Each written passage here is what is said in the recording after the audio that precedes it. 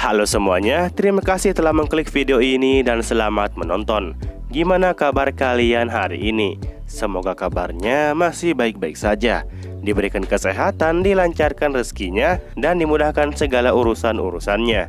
Dalam video kali ini, Mimin akan melanjutkan alur cerita dari manhwa yang berjudul Seorang Player yang Regresi, atau judul aslinya Relive Player. Ini merupakan video part ke-11 dari video part-part sebelumnya. Jadi, bagi kalian yang belum nonton video part-part sebelumnya, silakan ditonton terlebih dahulu. Kalian bisa mengeceknya pada bagian kanan atas pada video ini. Oke, sebelum masuk ke dalam alur ceritanya, seperti biasa, jangan lupa untuk menyiapkan cemilan ataupun minuman di dekat kalian. Dan kalau semuanya sudah santuy dan juga sempurna, yuk langsung saja kita lanjutkan pembahasan alur ceritanya. Dan seperti biasa, intro.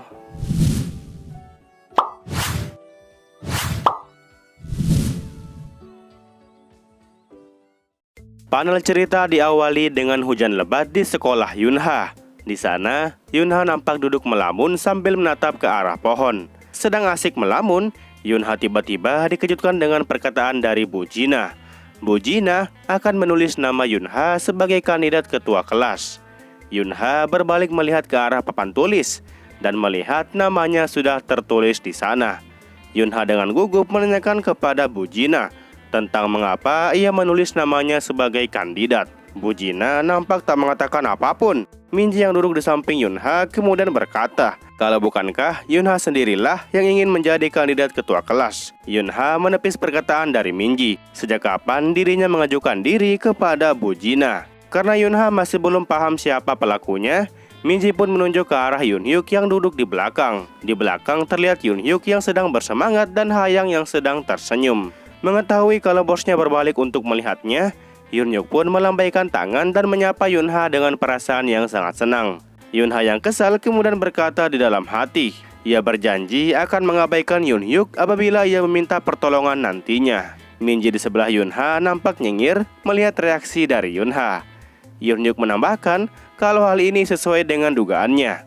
Boslah yang sangat pantas untuk menjadi seorang ketua kelas. Melihat kalau masih ada kesempatan, Yunha pun meminta kepada Bu Jina untuk mengundurkan diri sebagai kandidat. Tapi Bu Jina malah memberitahu Yunha untuk tak mengabaikan ketulusan hati dari Yunhyuk. Yunhyuk memilih Yunha dengan setulus hatinya. Mendengar jawaban dari Bu Jina, Yunha pun balik mengatakan kalau dia sangat tak layak untuk mengambil jabatan tersebut. Karena Yunha terus berusaha untuk mengundurkan diri, Bu Jina kembali memberitahukan kepada Yunha kalau semua anak itu mempunyai potensi yang tak terbatas. Jadi, siapapun yang terpilih, maka itulah yang terbaik. Sepertinya Yunha sudah valid untuk dijadikan sebagai ketua kelas. Yunha kemudian balik bertanya kepada Minji tentang mengapa ia malah tidak memberitahukan hal sepenting ini sedari awal. Minji bilang kalau dia sudah memberitahukan Yunha sebelumnya, tapi Yunha malah melamun gak jelas. Karena kandidat ketua kelas mereka hanya Yunha seorang, maka Bu Jina pun meminta kepada anak yang lain apakah ada yang ingin mengajukan diri untuk 1 semester ke depan. Daripada memilih untuk mengajukan diri,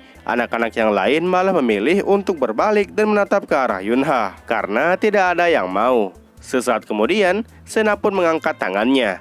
Perhatian anak-anak kini tertuju kepada Sena. Sena kemudian berbalik melihat ke arah Yunha sambil mengatakan bahwa dia akan mencalonkan dirinya sendiri sebagai kandidat ketua kelas. Yunha hanya menatap Sena dengan tatapan yang tak senang. Setelah perselisihan itu, beberapa waktu pun kini telah berlalu. Sena beserta pengawalnya nampak memberikan satu persatu hamburger kepada masing-masing anak. Sena mengatakan bahwa semua hamburger ini dibelikan oleh ayahnya. Maka dari itu, anak-anak yang lain dipersilakan untuk menikmatinya. Ditawari burger sebanyak itu, tentu saja mereka semua tertarik dan menghampiri Sena. Oh iya, 2 teman dekat dari Sena, yang satu gendut dan yang satu kurus, ikut membagikan hamburger kepada anak-anak yang lain. Dengan embel-embel, kalau apabila Sena berhasil menjadi ketua kelasnya, maka Sena akan mentraktir mereka semua untuk makan hamburger sebulan sekali. Jadi bisa dibilang, mereka melakukan suap agar anak-anak yang lain dapat memilih Sena untuk menjadi ketua kelas. Yunha dan kawan-kawan hanya berdiri di belakang sambil memperhatikan tindakan dari Sena. Sesaat kemudian, Sena pun datang menghampiri Yunha dan menawarkan hamburger kepadanya. Sena di sini cukup berterima kasih kepada Yunha karena berkat tambahan suara atau voting dari Yunha, maka Sena pun bisa bertindak sampai sejauh ini. Yunha menolak burger pemberian dari Sena. Setelah Yunha pergi, Sena pun kembali mempromosikan dirinya kepada anak-anak yang lain. Yunha hanya bisa menghembuskan nafasnya sambil berkata di dalam hati, bocah sekecil dia saja bahkan sudah mampu melakukan suap seperti ini. Yunha yang berjalan ke belakang seketika terhenti saat melihat Yunhyuk yang tergiur melihat hamburger yang telah ia terima. Karena ditetap langsung oleh bosnya, Yunhyuk pun menolak burger yang telah ia terima. Ia memilih untuk memberikan burgernya itu kepada anak yang lain. Sementara Minji, dia menolak menerima burger itu dengan alasan kalau dia bukanlah seorang gelandangan. Dan Hayang menolak tawaran burger tersebut dengan cara yang sopan. Yunha nampak bangga melihat sikap dari kelompoknya. Yunha tersenyum dengan percaya diri. Nampaknya ia telah merencanakan sesuatu. Singkat cerita, waktu pun kembali berlalu. Saat ini, sekolah dasar mereka, yaitu SD Doan, mengadakan karya wisata musim semi. Kelas 1-4 kini berkumpul di sebuah lapangan terbuka. Bu Jina memberitahukan kepada semua anak kalau dia akan segera memulai absensi. Jadi diharapkan kepada anak yang telah disebutkan namanya bisa mengangkat tangan kanannya. Meskipun Bu Jina memberitahukannya sambil berteriak, anak-anak yang ada di belakang masih saja ribut ketawa ketiwi. Maka dari itu, Bu Jina minta kepada sang ketua dan wakil ketua kelas untuk bantu menenangkan anak-anak. Di samping Bu Jina, terlihat Yunha dan juga Sena. Sena rupanya berhasil menjadi ketua kelas, dan Yunha malah menjadi wakil ketuanya. Setelah semuanya sudah tenang, Bu Jina pun memulai absensinya. Setelah mengabsen, anak-anak pun diajak berjalan kaki menuju sebuah istana atau kuil yang besar. Dan di halaman kuil tersebut, mereka pun membentangkan tikar dan mulai membuka bekal makan siang bersama. Yunha membuka bekal makan siangnya yang telah dibuatkan oleh Yuna. Di sana ada tulisan I love you yang telah dibuat oleh Yuna menggunakan saus. Anak perempuan yang melihat bekal dari Yunha itu mengatakan kalau bekal yang Yunha bawa kelihatannya sangat lezat. Yunha nggak tahu sejak kapan Yunha menulis kalimat itu. Tak lama kemudian, Minji pun datang dan ikut membaca kalimat yang ada di bekal Yunha dari kakaknya tercinta. Minji tersenyum kemudian mengatakan kalau Yunha pasti merasa sangat senang saat membaca tulisan tersebut. Tentu saja Yunha merasa sangat malu saat Minji berkata seperti itu, dan Yunha menyuruh Minji untuk diam. Dan di sini Yunha juga menanyakan tentang bekalnya Minji. Minji pun menunjukkan bekalnya kepada Yunha. Saat memandangi bekal milik Minji, Hayang di belakang Yunha nampak dipuji oleh anak perempuan yang lain karena bekalnya yang sangat cantik. Bekalnya berisikan telur dadar dan beberapa sayuran. Yunha pun seketika membayangkan sosok dari Sukhon. Memang seperti yang Yunha perkirakan, bekal Hayang pasti bakalan indah apabila Sukhon yang mengurusnya. Minji yang ikut melihat bekal milik Hayang jadi ikutan ngiler dibuatnya. Sementara itu, Yunhyuk di belakang mereka berdua nampak baru tiba ke tempat mereka. Dan Yunhyuk menegaskan kalau mie gelas lah yang menjadi makanan terbaik untuk dimakan pada saat berpiknik. Yunha bertanya kenapa harus mie gelas. Minji ikut menanyakan kalau apakah hanya itu bekal makanan yang Yunhyuk bawa. Yunhyuk mengiyakan pertanyaan dari Minji, dan ia menjawab sesuai dengan kata ibunya. Mie gelas adalah makanan yang terbaik saat berpiknik. Yunha dan Minji hanya bisa menatap heran terhadap Yunhyuk. Mereka berdua sepertinya mempunyai pemikiran yang sama. Nampaknya ibu dari Yunhyuk tidak mau repot-repot membuatkan bekal makan siang untuk Yunhyuk. Jadinya, Yunhyuk cuma diberikan mie gelas biasa. Karena tidak ingin membahas bekal Yunhyuk lebih lama, Yunha pun terpaksa mengiyakan kalau mie gelas memanglah yang terbaik. Dan dari sini, Yunha pun mulai kepikiran untuk mengurangi jumlah porsi latihan untuk Yunhyuk ke depannya. Setelah itu, panel kemudian berpindah memperlihatkan seorang pemuda yang sedang dikejar oleh monster dari dalam hutan. Dia nampak berlari sambil ngos-ngosan. Dia tak menyangka bahwa bakalan ada monster di dalam hutan tersebut. Saat sedang berlari, secara tiba-tiba pemuda itu pun tersandung oleh sebuah ranting, dan otomatis ia pun terjatuh di tengah hutan. Belum sempat pemuda itu hendak berdiri, para monster itu pun akhirnya tiba di depan pemuda tersebut.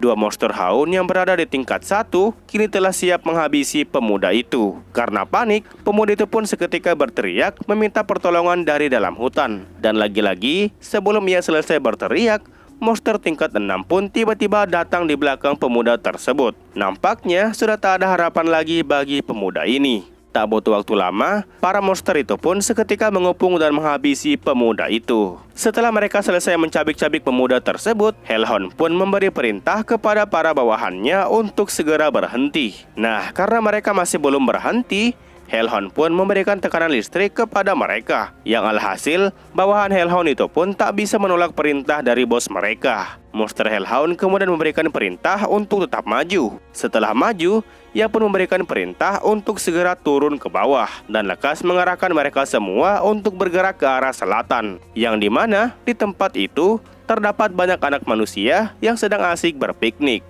Panel kembali berpindah kepada Yunha dan kawan-kawan. Saat ini, mereka berlima sedang berlomba untuk mendapatkan hadiah harta karun yang berada di dalam hutan. Awalnya, mereka berlima dimintai untuk membuka sebuah kertas kecil berupa undian yang telah diberikan oleh Bu Gina. Dan setelah mereka membuka undiannya secara bersamaan, mereka berlima rupanya sama-sama mendapatkan Zong. Yunhyuk dan Seona nampak sangat sedih saat mendapat Zong. Mengetahui keampasan mereka berlima, Yunha pun meminta kepada semuanya untuk menyerah saja. Meskipun Yunha meminta kepada mereka untuk menyerah saja dan berhenti mencari harta karunnya, Yunhyuk tetap saja bersikeras untuk menemukan harta tersebut. Yunha bertanya kepada Yunhyuk kalau memangnya dia merupakan seorang bajak laut.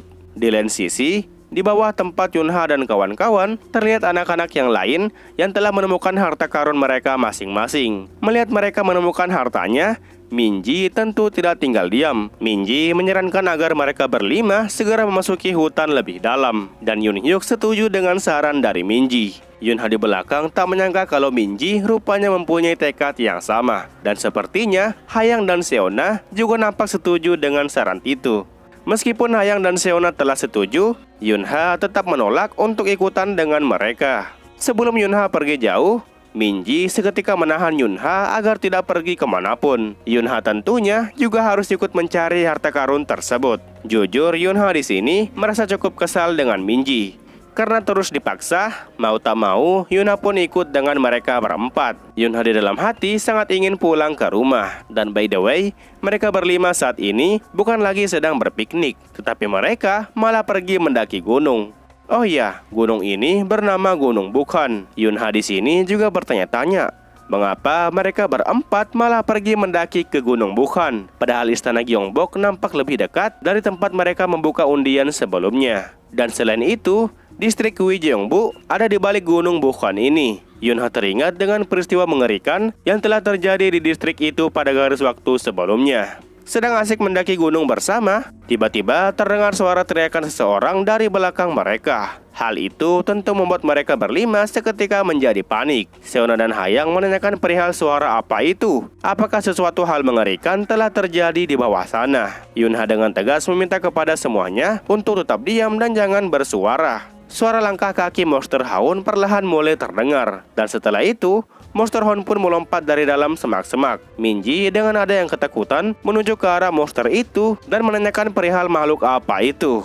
Yunha hanya terdiam dan tak mengatakan apapun. Mata monsternya menatap tajam ke arah Minji. Minji dengan tangan yang masih gemetaran masih saja menunjuk ke arah monster tersebut. Hal itu tentu membuat monster tersebut semakin tertarik dan mendatangi mereka secara perlahan. Yunha tak menduga kalau insiden mengerikan itu bakalan terjadi hari ini, yaitu sebuah insiden mengerikan yang disebut dengan pameran bunga di Gunung Bukhan. Kota Seoul memang dilindungi oleh kepompong alias barrier. Namun untuk beberapa alasan tertentu, monster penghuni distrik Uijeongbu masih bisa menerjang dan menembus kepompong tersebut. Dan mereka para monster bergerak menuju ke arah selatan. Itu adalah sebuah insiden tragis yang merenggut banyak korban jiwa. Insidennya bahkan diberitakan di banyak majalah maupun koran setempat. Saat ini, salah satu Monster Hound telah berada tepat di hadapan mereka. Minji pun gemetar ketakutan dibuatnya. Melihat mulut monster itu yang penuh dengan air liur, Minji lagi-lagi dibuat semakin ketakutan.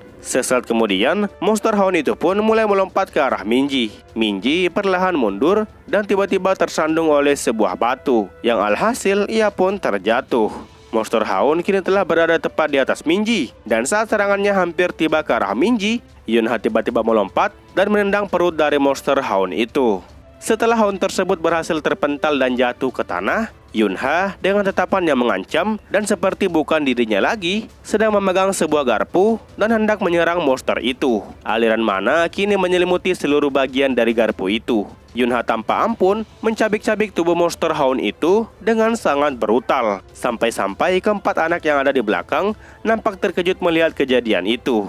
Tak lama kemudian, monster itu pun terbakar dan perlahan mulai menghilang. Yunha melempar garpunya yang telah rusak di dekat monster itu. Dan Yunha kemudian menanyakan kondisi dari Minji. Minji dengan kondisi yang masih ketakutan mengatakan kalau dia baik-baik saja. Di sini, Yunyuk malah bertanya balik kepada bosnya mengenai kondisi mentalnya saat ini. Di sini, Yunha mencoba untuk tidak memahami maksud perkataan dari Yunyuk. Dan Yunyuk pun tak tahu harus berkata seperti apa. Tetapi, sikap yang bos tunjukkan waktu menyerang Monster Hound sebelumnya nampak seperti bukan bos yang telah ia kenal. Yunha menjawab kalau dia saat ini masih baik-baik saja. Dirinya hanya merasa sedikit emosi. Di dalam hati, Yunha tak menyangka kalau Yunyuk bisa menyadarinya. Pada saat Yunha membunuh monster itu, dia seketika berubah menjadi si Undead, yaitu seorang player yang sangat membenci monster dan sangat gila untuk membunuh mereka tanpa ampun. Yunha di sini merasa cukup menyesal karena telah menunjukkan satu sisi dari dirinya yang seharusnya tidak ia perlihatkan. Sesaat kemudian, teriakan seseorang kembali terdengar. Yunyuk bertanya kepada bosnya tentang apa yang harus mereka lakukan saat ini. Minji yang masih takut mengatakan kalau mereka saat ini jelas-jelas harus melarikan diri dari tempat ini. Yunha di dalam hati juga merasa setuju untuk secepatnya melarikan diri dari sini. Tapi yang menjadi masalahnya, para monster hound itu selalu bergerak secara berkelompok. Mereka datang dari puncak gunung dengan jumlah yang sangat banyak. Yunha mungkin saja tak dapat menyelamatkan semua temannya. Namun meski begitu, Yunha masih mempunyai satu cara. Yunha kemudian berteriak kepada mereka berempat. Yunha meminta semuanya untuk mendengarkan perkataannya dengan baik. Setelah itu, latar kemudian berpindah memperlihatkan anak-anak yang lain yang sedang mencari harta karun di sekitar jalanan. Di lain sisi, Sena nampak menaruh sebuah kain kecil di atas sebuah batu. Setelah itu, ia pun duduk di atasnya. Sena memberikan perintah kepada ketiga temannya untuk segera mencari harta yang tersembunyi itu.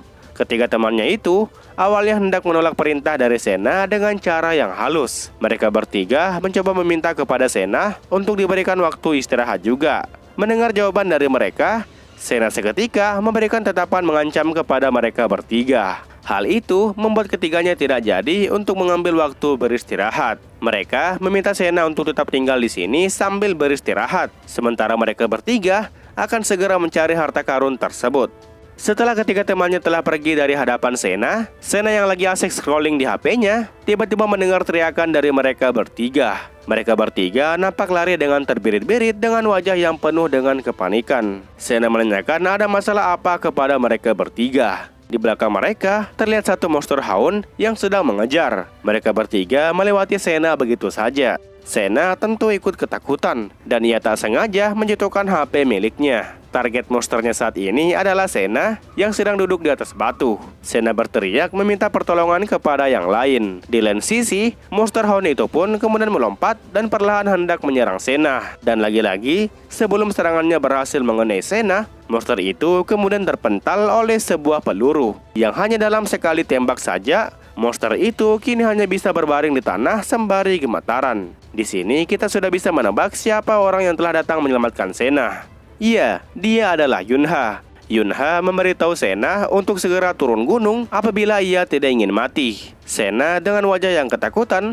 menatap orang yang telah menyelamatkannya. Di tangan kiri Yunha terdapat sebuah pistol dan di tangan kanan Yunha terdapat sebuah pedang. Sena nampak masih belum mengerti dengan situasi yang telah terjadi.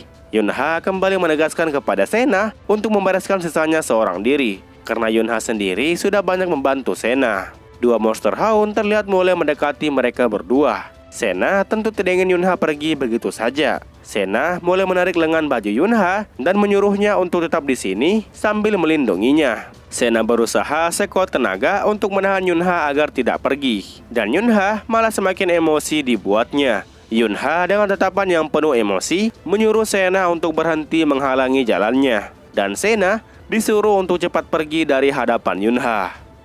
Oke lah, sekian untuk pembahasan alur cerita manhwa kali ini. Jangan lupa tinggalkan jejak di video ini berupa komentar dan juga like-nya. Oke, terakhir nama gue Rusdi. Sampai jumpa di video berikutnya. Assalamualaikum.